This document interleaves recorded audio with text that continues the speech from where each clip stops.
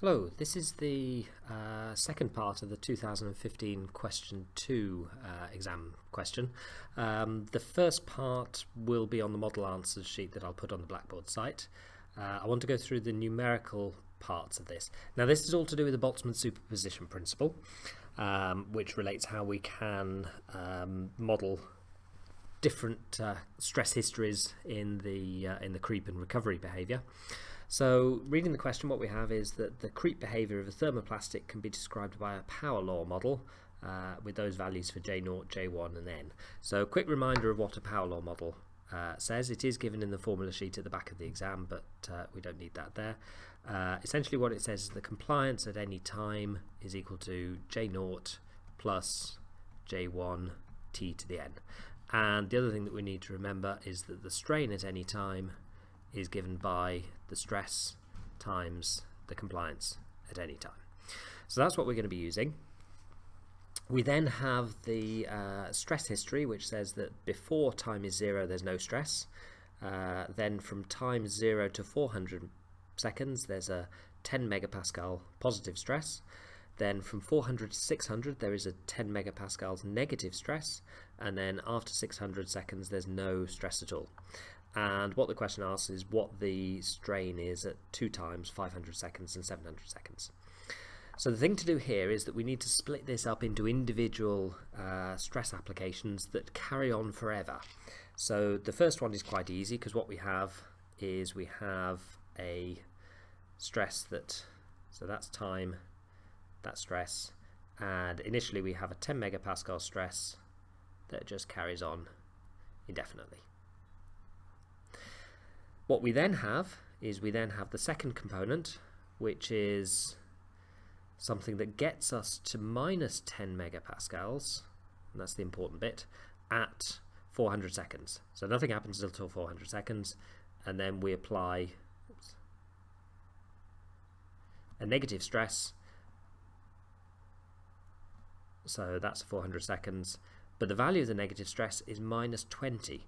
And the reason for that, the net stress now, we've got this plus 10 one going on, we've now got a minus 10 one, which will give us the minus 10, which is the net stress that's on there from 400 to 600. And we then have the third part, which starts at 600 seconds. So here we need to take the stress from minus 10 megapascals to 0. So to do this we need a plus 10 megapascal stress. So this is at 600 seconds and this is plus 10.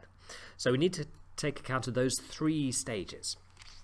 So essentially what we need to do is to work out the strain that we'd get with each of those stages. So let's call them stage 1.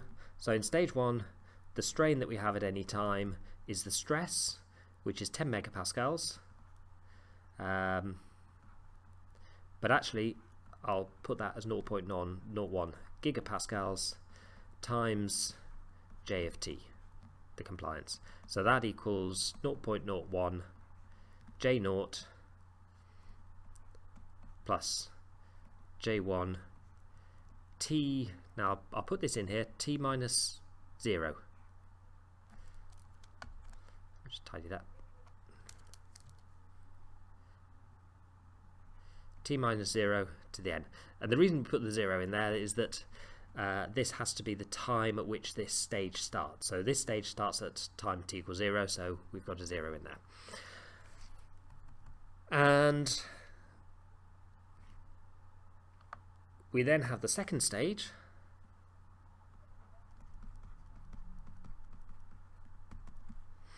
Now this applies from time is 400. And what we have here is that the strain at times 400 is minus 0.02, which is the stress in megapascals, times J0 plus J1. Now we have T minus 400, because this stage doesn't start until T is 400 raised to the N. And similarly we have the third stage, which starts from T equals 600. And here the strain at time t is again 0.01 10 megapascals as gigapascals, J0 plus J1 T minus 600 to the n. So what we then need to do is to go back to the question and remind ourselves the question is asking for the strain at time 500 and 700. Now at time 500 the first stage has started because that starts at time 0, the second stage has started because that starts at time 400, but the third stage hasn't started, so we don't need to do anything with that because it hasn't happened yet. So what we would have then for time is 500, what we'd have, the strain is the first stage part, 0.01 times J0, which is 0.5, plus J1, which is 0.2, the time, which is 500, raised to the n, which is 0.3. So that's the first stage, but then we also need to add on the second stage, so that's minus 0.02, because the stress is negative, times J0, 0.5, plus 0.2. Now 500 minus 400 is 100 to the 0.3. And if you work that lot out, it comes out to be minus 8.02 times 10 to the minus 3. So we've actually got a slightly negative strain there because that negative stress that we've now applied is taking action over the original tensile stress. So then for the second part rather, where time is now 700 seconds, we need stage 1, 2 and 3. So what we have now is the strain at 700 seconds is 0.01 times 0.5 plus 0.2, 700 to the 0.3. So that's the first stage. The second stage, 0.02, the stress in gigapascals, times 0.5 plus 0.2 times, now this is 700 minus 400, so that's 300 to the 0.3, and then we have the third stage as well, which is plus another 0.01 times 0.5 plus 0.2. Now we have 700 minus 600 for this third stage, which is then 100 to the 0.3, and if we work all of that lot out, that comes to be 9.0 times 10 to the minus 5. So it's now gone to a tensile strain, but a very small tensile strain. So the key things with this is advice on how to do these kind of questions. Don't start integrating. If the stress is just constants, then there's no need to do any integration, and some students in the past have overcomplicated things by doing that.